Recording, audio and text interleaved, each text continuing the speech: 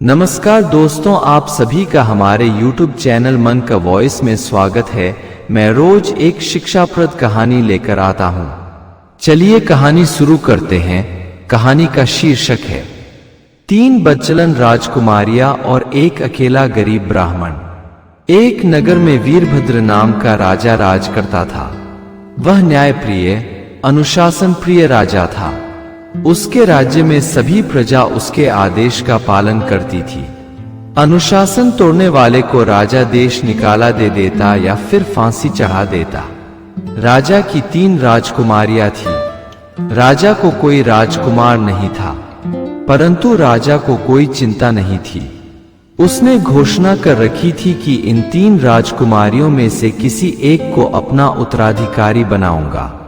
अब किस राजकुमारी को बनाऊंगा, समय आने पर सबको पता चल जाएगा।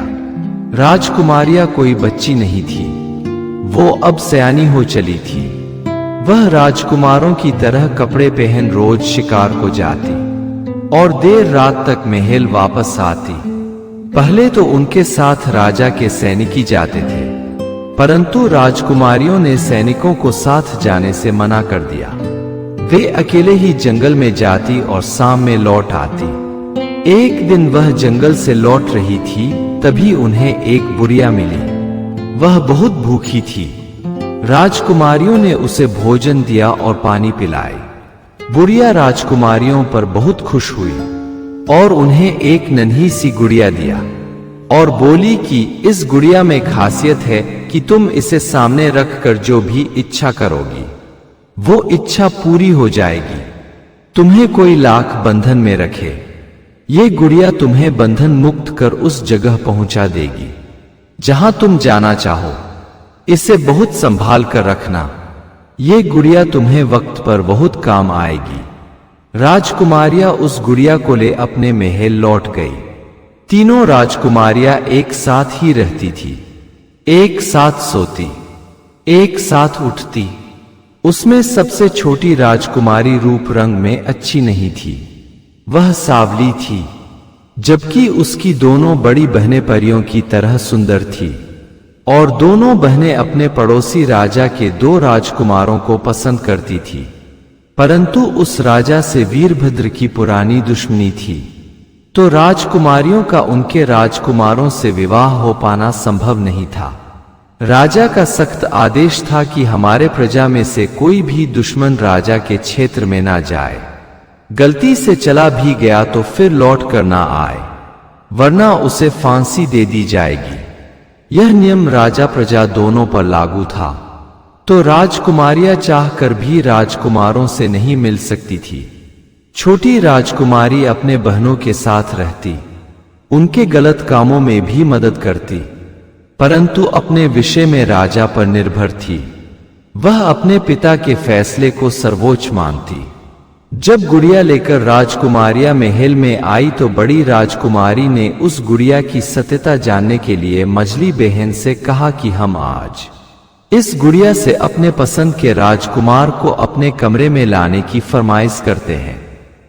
उसने गुड़िया को सामने रख बस इतना कहा कि हे गुड़िया रानी, तुम हमारे मनपसंद राजकुमार से आज की रात मिलन करा दो। इतना कहना था कि दोनों राजकुमार कमरे में हाजिर हो गए। बड़ी राजकुमारी थोड़ी घबराई। हे भगवान, यह तो जादूगरनी गुड़िया है। वह अपनी पसंद के राजकुमार को अपने कमरे में देख बहुत खुश भी हुई और बहुत डरी भी कि कहीं पिता को पता चल गया तो राजकुमार तो मारे ही जाएंगे, साथ में हम बहनें भी मारी जाएंगी। बड़ी बहन ने अपनी छोटी बहन से कहा कि अब हमारी इज्जत और जान तुम्हारे हाथ में है। हम तो आज रात राजकुमारों के साथ बिताएंगी, पर तुम्हारी मदद के बिना हम मुफ्त में मारी जाएंगी। तुम आज रात दरवाजे पर तलवार लेकर पहरा दो। राजा भी आ जाएं तो उन्हें अंदर मत आने देना। छोटी राजकुमारी बहनों की मदद को तैयार हो गई। दोनों बहनें राजकुमारों के साथ खूब आनंद ली। भोर में गुड़िया को सामने रख बोली कि हे गुड़िया रानी, राजकुमारों को इनके घर पहुंचा दो। इतना कहना था कि राजकुमार गायब हो गए। बड़ी राजकुमारी बड़ी यत्न से गुड़िया को अपने गुप्त अंगों में छुपा ली और तीनों बहनें आराम से सो रही। तीनों रात भर जगी थी तो बिस्तर पर गिरते ही नींद लग गई।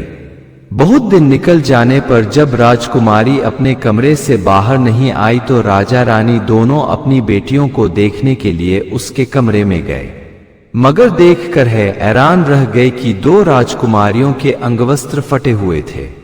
ऐसा लग रहा था कि जैसे किसी नवविवाहिता के साथ उसके पति ने बहुत बेरहमी से सुहागरात मनाई हो। राजा यह देख आपे से बाहर हो गया और राजकुमारियों से पूछा कि तुम्हारे वस्त्र किसने फाड़े? रात को तुम्हारे कमरे में कौन आया था? दोनों राजकुमारियों ने अभिज्ञता जाहिर की। राजा ने जब छोटी राजकुमारी से पूछा कि क्या तुमने किसी को आते जाते देखा, तब छोटी राजकुमारी ने बताया कि पिताजी मैं तो सो गई थी, मुझे कुछ नहीं पता। हालांकि राजा इतना मूर्ख नहीं था कि जितना राजकुमारियां समझ रही थी। राजा रानी से बोला कि इन्हें सब पता है, ये तीनों हमको धोखा दे रही है। इनके वस्त्र फट गए, इनकी इज्जत लूट गई और कहती है कि हमें खबर ही नहीं। तब रानी बोली, अभी बच्चियां हैं, हो सकता है कोई डरा धमका कर किसी ने इनके साथ गलत कर दिया हो, तो इस बात को उछालने की नहीं दबाने की जरूरत है, नहीं तो आपकी बहुत बदनामी हो जाएगी। अगर राजकुमारियों पर आपको शंका है तो इन्हें इनके कमरे में कैद करके रखिए और बाहर पहरेदार लगा दीजिए। राजा ने रानी से कहा कि तुम ठीक कह रही हो, हम वैसा ही करेंगे। राजा ने राजकुमारियों को उनके कमरे में कैद कर दिया और बाहर बहुत से पहरेदार लगा दिया। जब रात आई तो पहरेदार सख्ती से पहरा दे रहे थे और राजा रानी दूर से पहरेदारों की पहरेदारी कर रहे थे। सुबह हुई तो राजा रानी ने अपने बेटियों के कमरे के दरवाजे खोले। दोनों अवाक रह गए कि कल की तरह ही दोनों राजकुमारियों के वस्त्र फटे थे और उनके साथ गलत किया गया था। राजा रानी को शंका हुई कि यह किसी भूत प्रेत का काम है जो मेरी बेटियों के हैवानियत कर रहा है। उसने झाड़ फूंक वाले को बुलाया, मगर झाड़ फूंक वाले ने प्रेत साया से इनकार किया और बताया कि किसी इंसान की हरकत की बू आ रही है, आप पहरा और कड़ा लगा दें। राजा रोज नए नए पहरेदार लगाता, मगर वह घटना रोज घट जाती।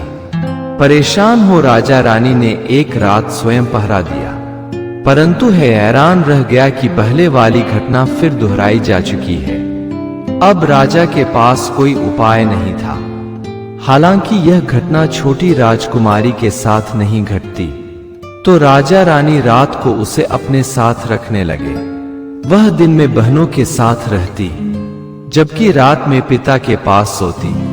कुछ दिन बाद राजा को पता चला कि दोनों राजकुमारी गर्भवती हो गई है, जबकि उनकी अभी शादी नहीं हुई है। राजा का सिर लज्जा से गड़ा जा रहा था। वह बहुत क्रोध में था।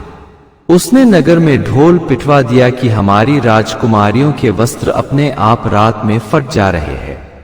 इसका कारण और निवारण करने वाले के साथ उसकी मनपसंद राजकुमारी ब्याह दी जाएगी और वहीं इस राज्य का अगला राजा भी बनेगा, परंतु कारण नहीं बताने वाले को फांसी भी दे दी जाएगी। कई नौजवान जोश में आकर अपनी जान कुर्बान कर बैठे, परंतु किसी को असली सच्चाई नहीं मालूम हुई। उस नगर के एक गांव में बहुत दरिद्र ब्राह्मण रहता था। उसके माता पिता पहले ही गुजर चुके थे और बहुत ज्यादा निर्धन होने के कारण उसकी शादी नहीं हो पाई थी। जब उसने यह बात सुनी तो सोचा कि चलकर आजमाना चाहिए। अगर सही कारण बता दिया तो राजकुमारी के साथ राज्य मिल जाएगा, और नहीं बता पाया तो इस जिल्लत भरी जिंदगी से छुटकारा मिल जाएगा। वह राज दरबार के लिए चल पड़ा। उसके गांव से राज दरबार काफी दूर था। उसे चलते चलते दोपहर हो गया, परंतु अभी आधा सफर भी नहीं कर पाया था। वह एक पेड़ के पास विश्राम करने लगा। उसे भूख और प्यास दोनों लगी थी। वह साथ में पानी और भोजन लेकर चला था। जो ही खाने बैठा तभी एक बुढ़िया वहां आ गई और बोली, बेटा कई दिनों से भूखी हूं, मुझे अपना भोजन दे दो। ब्राह्मण भूखा और प्यासा होने के बावजूद अपना भोजन पानी बुढ़िया को दे दिया। बुढ़िया आराम से भोजन खा गई और ब्राह्मण से बोली कि बेटा जा कहाँ रहे हो। तब ब्राह्मण ने बिना कुछ छुपाए सारा हाल कह सुनाया। मैं एक गरीब ब्राह्मण हूं, बहुत प्रयत्न के बाद भी 2 वक्त की रोटी नहीं जुटा पाता। हमने सुन रखा है कि राजा के राजकुमारियों को कोई समस्या है, उस समस्या के समाधान करने वाला किसी एक राजकुमारी का पति बनेगा और राज्य का अगला राजा भी। अगर मैं समस्या हल कर दिया तो इस राज्य का अगला राजा बनूंगा और नहीं हल कर पाया तो भी मुझे गरीबी से छुटकारा मिल जाएगा, क्योंकि गरीबी में जीने से तो मौत ही बेहतर है। बुढ़िया माँ, गरीबी से बढ़कर कोई अभिशाप नहीं होता। सच कहिए तो गरीबी को ही नर्क कहते हैं, इससे बढ़कर और कोई नर्क नहीं होता। तब बुढ़िया बोली, बेटा निराश मत हो, हमको पूरी आशा है तू अपने अभियान में सफल होगा, छोटी राजकुमारी का पति भी बनेगा और इस राज्य का राजा भी। तब राजकुमार बोला कि बुढ़िया माई, छोटी राजकुमारी ही क्यों, बड़ी क्यों नहीं। तब बुढ़िया ने बताया, बेटा बड़ी 2 राजकुमारियां रूप गुण में बहुत सुंदर है, परंतु तुम्हारे काम की नहीं है। वे अपने लिए पति चुन चुकी है और अब उनके बच्चे की मां भी बनने वाली है। तुम उनके विषय में विचार भी मत करना, हम एक चीज दे रही हूं। बुढ़िया ने ब्राह्मण को एक टोपी दिया और बोली, रख लो बेटा, ये तुम्हारे बहुत काम आएगा। इसकी खासियत है कि पहनने वाला किसी को दिखाई नहीं पड़ेगा और हवाओं की तरह जहां चाहे आ जा सकेगा। हाँ, एक बात का ख्याल रखना कि कार्य पूरा होने तक किसी भी राजकुमारी के हाथ से कुछ मत खाना और कार्य पूरा होने पर छोटी वाली से ही विवाह करना। ब्राह्मण टोपी पाकर बहुत खुश हुआ, अब उसे फांसी का भय नहीं रहा। सोचा पहले राजकुमारियों का वस्त्र फटने का कारण जानूंगा, पता लग गया तो ठीक, वरना टोपी पहन भाग लूंगा। वह राज दरबार पहुंच गया। जाते जाते शाम हो चुकी थी, वह काफी थक गया था। राजा से बोला कि महाराज, मैं काफी थक गया हूं, इसलिए कार्य का प्रारंभ कल से करूंगा और महाराज हमें पता लगाने के लिए 3 दिन का मोहलत चाहिए। राजा बोला, अवश्य तुम्हें 3 दिन का समय मिलेगा, तुम आज से ही कार्य प्रारंभ करो। उन 3 दिनों में आज के दिन की गिनती नहीं होगी। अगर हमें लगेगा कि तुम कार्य सिद्धि के तरफ बढ़ रहे हो तो तुम्हें और भी अतिरिक्त समय दिया जाएगा। जाओ, आज से ही अपना कार्य प्रारंभ करो। राजा अपनी छोटी बेटी से बोला कि ले जाओ, ब्राह्मण को पानी पिलाओ, भोजन कराओ। छोटी राजकुमारी ने ब्राह्मण को लड्डू खिलाया और पानी पिलाया। इतने में ही ब्राह्मण को नशा हो गया और सो गया। सुबह जब जागा तो उसे बुढ़िया की बात याद आई कि उसने राजकुमारियों के हाथ से खाने से माना किया था। सुबह में जब राजकुमारी भोजन और पानी लेकर आई तो राजकुमार बोला, राजकुमारी जी, मैं कार्य सिद्धि तक ना तो पानी पीऊंगा ना ही भोजन करूंगा, कृपया आप हमारे लिए अभी कष्ट ना उठाए, फिर तो जिंदगी भर कष्ट उठाने ही हैं। राजकुमारी बोली, आपने ये वाक्य मेरे लिए कहा? ब्राह्मण बोला, नहीं राजकुमारी जी, आपके लिए मैं कैसे बोल सकता हूं, अभी तो जुए का खेल चल रहा है, इसमें जीत हार कुछ भी हो सकता है। ब्राह्मण रात को राजकुमारियों के पहरेदारी पर लग गया। जब आधी रात हुई तो ब्राह्मण अपनी नाक बजाने लगा। उसके बाद बुढ़िया के दिए टोपी को पहना। उसे आश्चर्य का ठिकाना ना रहा कि वह अब खिड़कियों से भी राजकुमारियों के कमरे में जा सकता है, बल्कि राजकुमारियों के कमरे में दाखिल हो गया। उसने देखा कि नाक बजने की आवाज सुन बड़ी राजकुमारी समझ गई कि ब्राह्मण सो गया है, अब हमें अपने काम करने चाहिए। वह अपने गुप्त अंगों से एक छोटी सी गुड़िया निकाली और बोली कि हे गुड़िया रानी, राजकुमारों को जल्दी हमारे पास ले आओ। इतना कहना था कि दो राजकुमार राजकुमारियों के बिस्तर पर आकर सो गए। ब्राह्मण समझ गया कि सारा खेल इस गुड़िया का ही है। बड़ी राजकुमारी गुड़िया को सिरहाने रख राजकुमार के साथ प्रेमालाप में व्यस्त हो गई। ब्राह्मण चुपके से गुड़िया को उठाया और आराम से बाहर आ गया और पहरेदारी देने लगा। उसने गुड़िया और टोपी को ठीक से छुपा लिया। जब सुबह हुई तो राजकुमारी गुड़िया को ढूंढने लगी, पर गुड़िया तो उसके कमरे में थी ही नहीं। वह गुड़िया ही थी जो राजकुमारों को वापस घर भेज सकती थी। राजकुमार कमरे में ही फंस चुके थे। राजकुमारियां भी बुरी तरह फंस चुकी थी। वह बहुत दिनों से डूबकर पानी पी रही थी, मगर आज टेंगरा उसके गर्दन में अटक चुका था। राजा सुबह होते ही ब्राह्मण के पास आया और बोला, क्या आपने कुछ पता लगाया?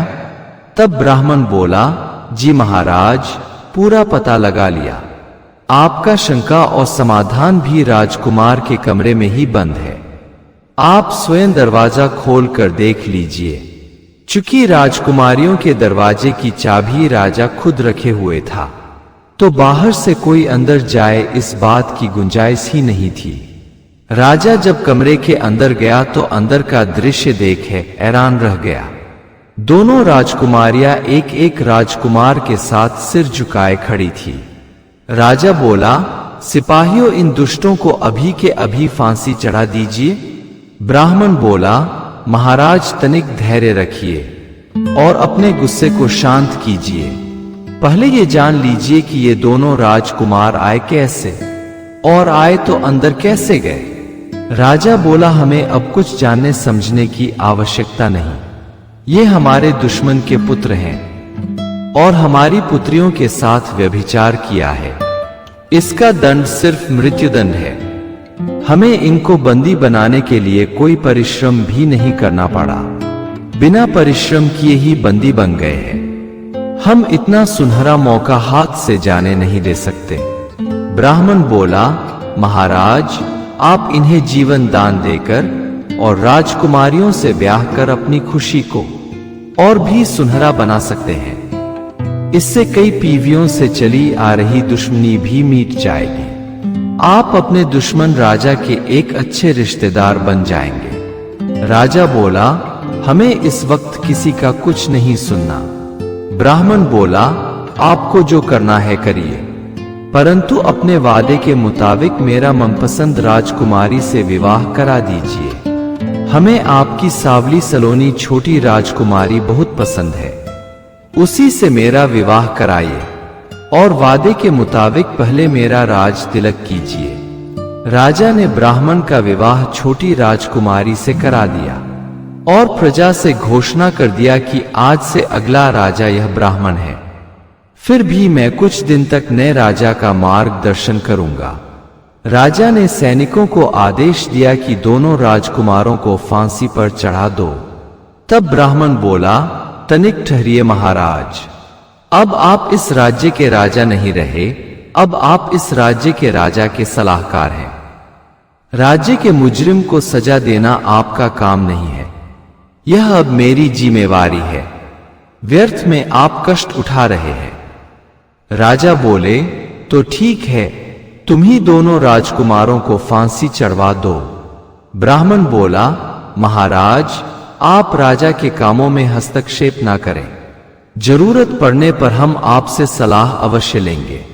अब हमें फैसला करना है कि किस राजा से दुश्मनी निभानी है और किससे मित्रता रखनी है। ब्राह्मण बोला, महाराज, आप निश्चिंत रहें, हम सजा राजकुमारों को अवश्य देंगे और दोनों राजकुमारियों को भी नहीं बख्शेंगे, क्योंकि असली गुनाहगार राजकुमारियां ही है। ब्राह्मण अपनी जेब से गुड़िया निकाला और बोला कि हे गुड़िया रानी, इन राजकुमारों के माता पिता को दरबार में हाजिर करो। इतना कहते ही चमत्कार हो गया। राजा के दुश्मन राजा रानी दरबार में हाजिर हो गए। दोनों राजा एक दूसरे को सामने देख आश्चर्यचकित थे। तब ब्राह्मण ने बताया कि चकित मत होइए महाराज, यह करामात इस गुड़िया का है। कि जिसे भी अपने सामने बुलाना चाहो बुला सकते हो। ये गुड़िया बड़ी राजकुमारी का है, इसे मैंने धोखे से ले लिया है। बड़ी राजकुमारी चाहे तो वापस ले सकती है। और मेरे पास एक टोपी है जिसे पहनने पर आदमी अदृश्य हो जाता है। उसका मैंने उपयोग कर गुड़िया को अपने कब्जे में ले लिया था। अब राजा को सारी बात समझ में आ गई होगी। उसका वर्णन करना मैं उचित नहीं समझता। और इस वक्त राजकुमारों के गले में फांसी डालना अति आवश्यक है। हमने फैसला लिया है कि दोनों राजकुमारियां दोनों राजकुमारों से ब्याह दी जाए। अब राजकुमारियों को खुद पता है कि उनका जोड़ा कौन सा है। महाराज, इस संसार में चिंता से बढ़कर कोई फांसी नहीं है। आज से राजकुमारों को अपनी पत्नियों की चिंता होगी। वह एक बंधन में हमेशा बंधे रहेंगे। और इससे एक बड़ा फायदा दोनों राजाओं को होगा कि जन्मों की दुश्मनी सदा के लिए समाप्त हो जाएगी। दोनों राजाओं को ब्राह्मण की बात समझ में आ चुकी थी। दोनों उठकर गले मिल गए और अपने बेटे बेटियों का विवाह कर दिया। ब्राह्मण राजकुमारियों को विदा करते वक्त बोला कि तुम दोनों धन्य हो जो युगों की दुश्मनी मिटाने का काम किया। अगर आपको हमारी कहानी अच्छी लगी हो तो हमारे चैनल को सब्सक्राइब करें, लाइक करें और कमेंट बॉक्स में राधे राधे जरूर लिखें। आपसे पुनः मिलते हैं एक नई वीडियो के साथ। तब तक के लिए आपको और आपके पूरे परिवार को राधे राधे।